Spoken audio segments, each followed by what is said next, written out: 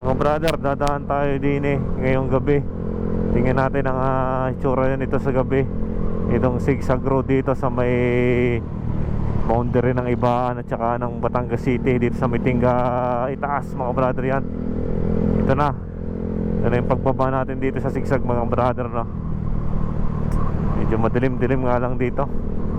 May ilaw na kumikindat-kindat, oh. Yan. May patay sindi na ilaw, oh. Yan. Yung para namimitsure. Pare, narinig na tayo sa zigzag na bahagi, mga brother, no? Ito nang palusong na ito.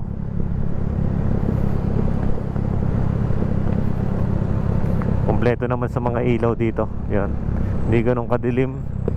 Yung mga street light tayo dyan.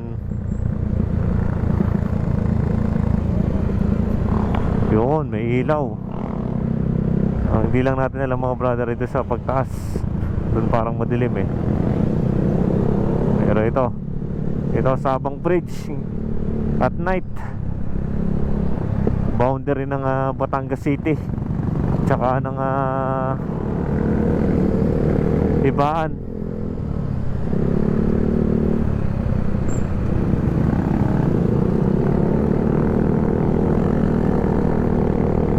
Madilim nga dito, mga brother. Napakadelikado dito.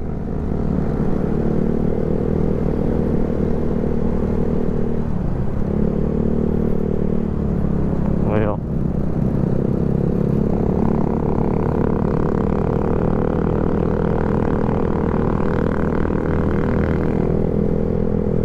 ang ganda-ganda dun sa kabilang zigzag, pero pagdating dito, ano pa naman yung Batangas City? Pwede bang lagyan ng ilaw to? Napakadilim dito, sa part na to, Kung ginandahan ng Ibaan ang kanilang ilaw doon sa may zigzag na ang Batangas City, mas mayaman ang Batangas City, Ba't sila pa yung walang ilaw, no? Ang hirap lang sa portion na ito ba? Itong pag-ahon na ito. Dapat itong pag-ahon na ito smooth na smooth ang ano dyan, no? Para napakadelikado dyan umahon, tapos biglang lubak-lubak, bigla kang babagal. Kaya nabibitin minsan yung mga ano. Pero yung kulang sa ilaw talaga. Kulang sa ilaw dito, kulang na kulang.